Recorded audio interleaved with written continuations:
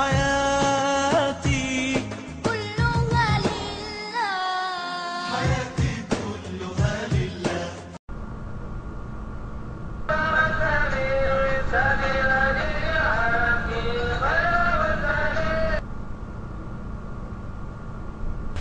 Bismillahirrahmanirrahim. Assalamualaikum warahmatullahi wabarakatuh. Alhamdulillahirabbil alamin, wassalatu wassalamu ala sayyidina Muhammadin wa ala alihi wa sahbihi ajma'in, amma ba'du. Saudara-saudara yang berbahagia, alhamdulillah pada kesempatan kali ini kita bisa kembali membahas kitab Aqidatul Awam.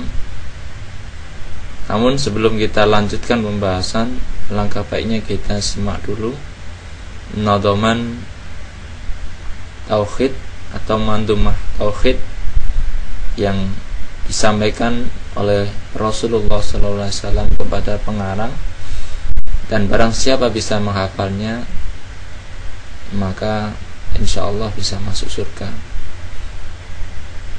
Mari kita simak dari awal hingga bait yang akan kita bahas pada kesempatan kali ini. Abda'u bismillahirrahmani wa birahimi da'imil ihsani falhamdulillahil qadimil awali al-akhiril baki bila ta'awli thumma salatu wassalamu sarmada ala nabi khairi man qad wahada wa alihi wa sahbihi wa man tabi'i sabila dinil haqi khairu mutali wa ba'du ma'lam bi wujubil ma'rifah min wajibin lillahi 'ishrina sifat fallahu mawjudun qadimun baqi muhalifun lil khalqi kayataki wa karimun bani wa walidun wahai qadir muridun alimun bi kulli shay sami'un lil basir wal mutakallimun lahu sifatun sab'atun tadlimun fa qudratun iradatun sam'un basar hayatun lil ilmu kalamun lisama wa jaizun fi hadihi wa hadihi tarkun li kulli mumkinin kafihi arsala anbiya dawi fatana bil sidqi wa tablighi wal amana wa Nah, dari bait yang terakhir kita kemarin sudah membahas sifat jaiz bagi Allah. Nah, pada kesempatan kali ini kita akan membahas tentang sifat wajib bagi Rasulullah, para Rasul. Dikatakan di dalam bait itu adalah arsala anbiya dawi fatonah bisidqi wat tablighi wal amanah. Simpel sekali, dalam satu bait ini sudah mencakup 4 sifat wajib bagi para Rasul. Arsala anbiya, karena darurat syair maka hamzahnya dibuang. Aslinya adalah arsala anbiya, Allah mengutus para nabi. Dawi fatonah, yang mempunyai kecerdasan. Fatonah itu apa? Fatonah itu kamaludzaka. Kamaludzaka, sempurnanya kecerdasan. Jadi para nabi itu tidak ada yang tidak cerdas. Para nabi itu cerdas. Bahkan ada yang cerdas dari lahir itu ada. Siapa? Nabi Isa baru lahir sudah cerdas. Ada juga masih kecil sudah cerdas. Siapa? Nabi Yahya. Ada juga dewasa cerdas. Siapa? Rata-rata para nabi cerdas. Nabi Musa juga pernah ditanya oleh Allah, wahai Musa, siapakah yang paling cerdas di bumi ini? Dia menjawab, saya ya Allah. Bukan, nanti kamu akan ketemu orang yang lebih cerdas darimu. Akhirnya ketemulah dengan hamba yang soleh. Di dalam Al-Quran bahasanya seperti itu. Atau di keterangan-keterangan dengan dikatakan dengan ketemu Nabi Khidir. Lalu bagaimana dengan Nabi Muhammad yang tidak menulis dan tidak membaca? Nah, harus dibedakan antara menulis dan membaca dan cerdas. Orang ada yang pinter nulis, pinter membaca, tapi nggak cerdas. Ada toh? Ada. Tapi ada juga orang yang nggak nulis, nggak membaca, tapi cerdas. Contohnya apa? Contohnya banyak pengusaha-pengusaha yang tidak pinter nulis, tidak pinter baca, tapi cerdas. Orang-orang yang tidak sekolah karena zaman penjajahan nggak bisa sekolah, tapi cerdas, banyak toh, banyak. Nah, kecerdasan itu sebenarnya tidak bisa diukur dengan ujian, karena ujian itu hanya sesuatu yang mungkin mengandalkan daya ingat yang kuat. Siapa yang ingatannya kuat, dia hafalannya kuat, bagus. Tapi kecerdasan itu lebih dari itu. Jadi karena hidup itu adalah selalu berkembang, maka kecerdasan itu juga harus berkembang. Banyak orang-orang yang di sekolah atau secara akademik tidak dianggap cerdas, tapi dia bisa sukses. Itu adalah termasuk juga cerdas. Ini adalah cara-cara Allah mengatur para nabinya cerdas. Kamalul dzaka. Lalu yang kedua apa? Sifat wajib bagi nabi yang kedua adalah dari bait itu arsala ambiya dawi fatona bisidki, sidik, jujur. Kalau dalam syarah-syarah dari kitab tauhid dikatakan sidik itu ya mutabiqatu khabaruhum lil waqi', kesesuaian antara apa yang disampaikan dengan yang terjadi. Apa yang disampaikan dengan realitanya yang terjadi disampaikan secara benar, sesuai, tidak dirubah, tidak mengada-ngada. Jadi para nabi itu sifat wajibnya adalah jujur. Jadi tidak ada nabi yang berbohong.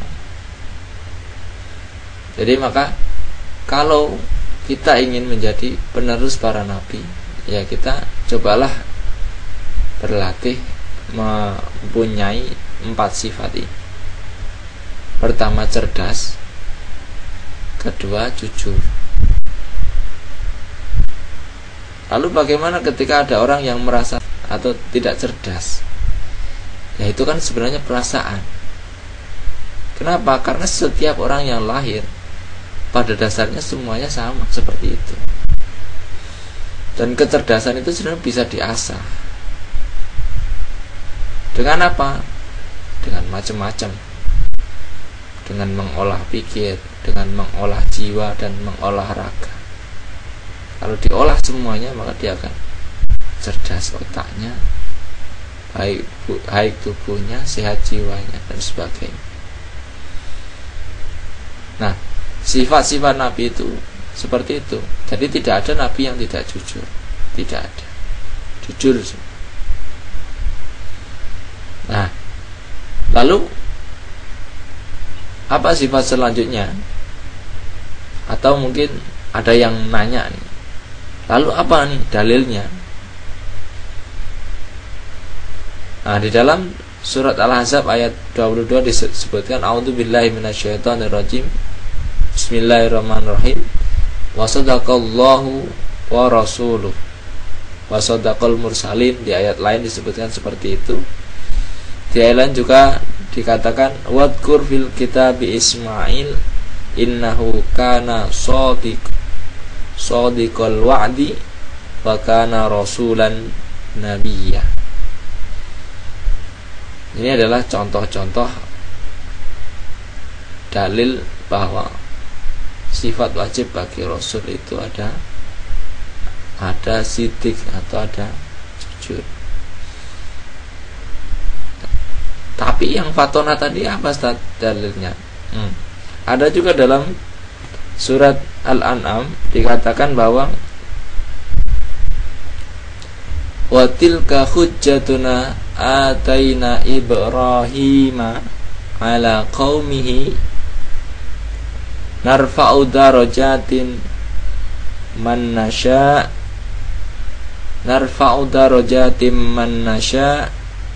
inna rabbaka hakimun alim, dalam surat Al-An'am ayat 83. Nah, ini adalah dalil dari faton.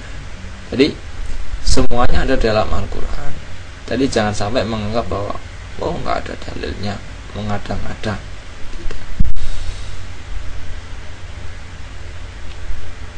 Lalu kemudian di dalam bait Aqidatul disampaikan wa arsala anbiya dawi fatona bisidki wat tablighi, dan yang ketiga sifatnya adalah tabligh, menyampaikan.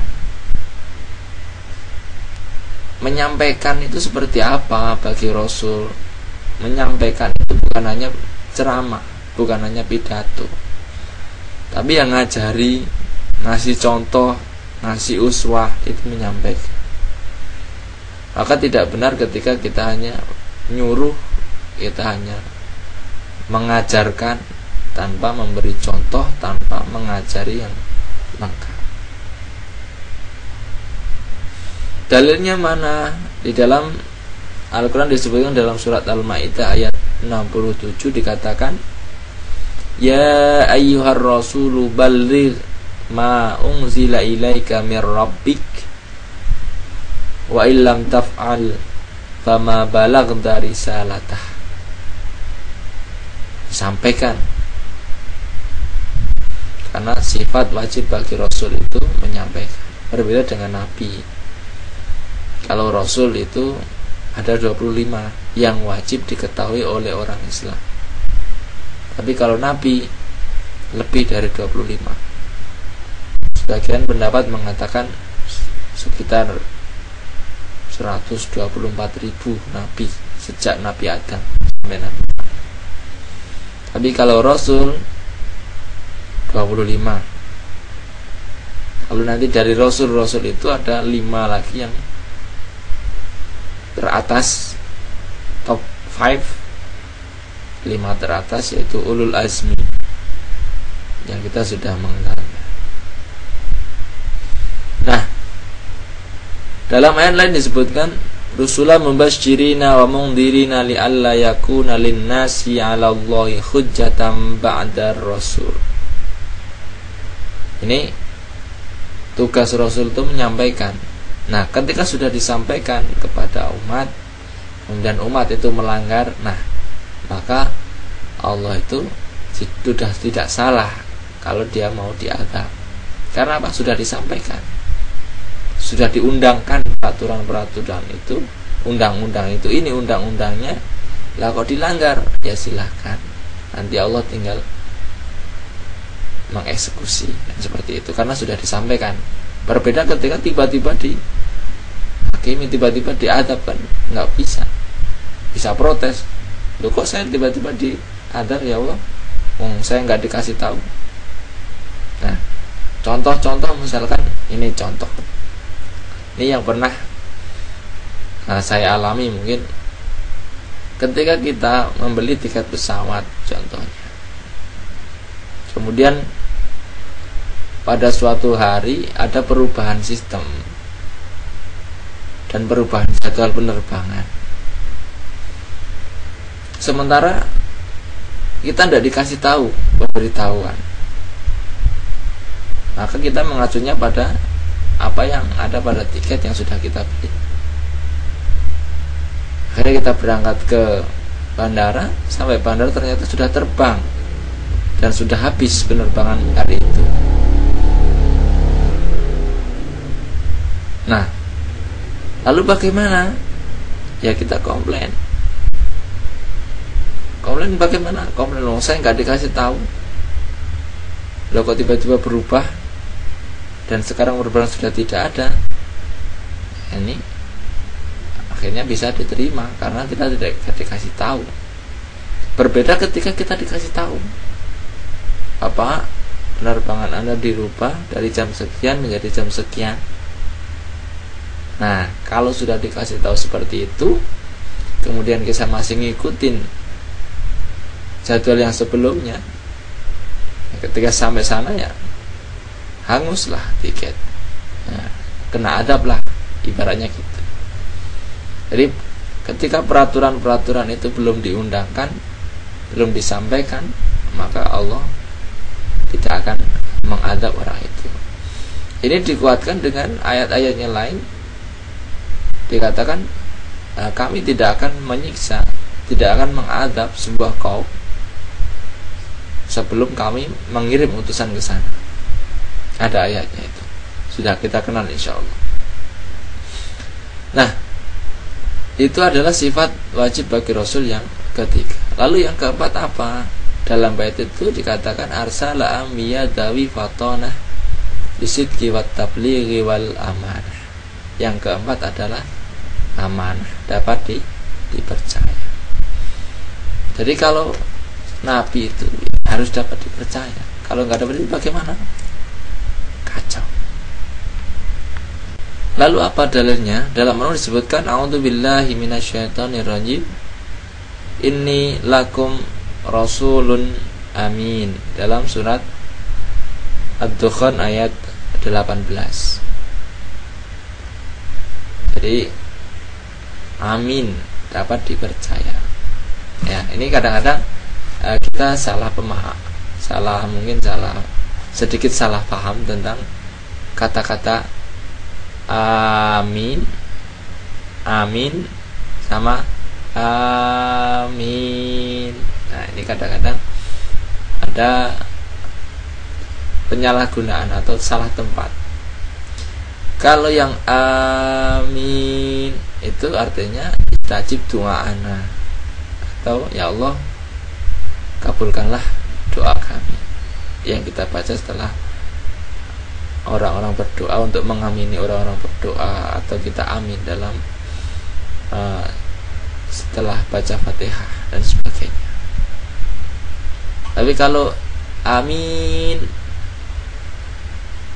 orang yang dapat dipercaya. Atau kalau amin, aman. Perkembangan bahasa bisa jadi nanti amin am, apalagi itu amin am, sekretaris jenderal, nanti perkembangan bahasa. Jadi semoga kita nanti ke depan semakin cerdas, semakin pintar, semakin tepat menggunakan bahasa-bahasa dan mungkin memahaminya secara detail. Di dalam sifat wajib bagi Rasul ini, amin itu adalah dapat dipercaya. Jadi tidak ada Rasul yang khianat, tidak ada yang tidak dapat dipercaya. Jadi dari pembahasan kita kali ini, kita bisa dengan mudah mengetahui bahwa apa saja sifat wajib bagi Rasul. Tinggal kita hafalkan saja. Arsala anbiya dawi fatona bisidqi wat tablighi wat amanah. Nah, dari sini semoga kita mampu nih menghafalnya, kemudian memahaminya, kemudian menirunya. Setidaknya beberapa sifat kita latih untuk jujur, kita latih untuk amanah, kita latih untuk menyampaikan seperti yang saya sampaikan. Ini adalah latihan untuk tabligh, untuk menyampaikan. Kemudian pun juga ini sebagai sarana untuk mengasah kecerdasan. Karena apa? Kalau orang tidak pernah menyampaikan ilmu yang dia dapat, atau tidak pernah mengamalkan, apalagi menyampaikan tidak, mengamalkan tidak, itu akan lupa. Tapi kalau dia sudah mengamalkan, kemudian dia menyampaikan, insya Allah itu akan bertambah pahala. Dan itu termasuk dalam hadis-hadis lain dikatakan, "Man dalla ala khairin falau ajruman falau ajru ka ajri fa'ili." Jadi orang yang menunjukkan kebaikan itu mendapat pahala seperti orang-orang yang melakukan kebaikan tanpa mengurangi kebaikan orang-orang yang melakukan itu. Jadi penunjuk jalan saja itu sudah dihitung mendapatkan jalan. Semoga ini menjadikan kita semakin fatona, semakin sempurna, semakin menuju kamalul zakat sebagai pewaris para nabi, kemudian juga sebagai tablignya menyampaikan. Dan semoga apa yang saya sampaikan ini termasuk latihan kita jujur apa adanya menyampaikan. Dan semoga kita juga menjadi orang-orang yang amanah, dapat dipercaya dalam menyampaikan amanah, menyampaikan ilmu, menyampaikan apa saja dalam kehidupan kita sehari-hari. Itu mungkin yang dapat saya sampaikan pada kesempatan kali ini. Kurang lebihnya mohon maaf. Akhirul kalam, billahi taufiq wal hidayah. Assalamualaikum warahmatullahi wabarakatuh.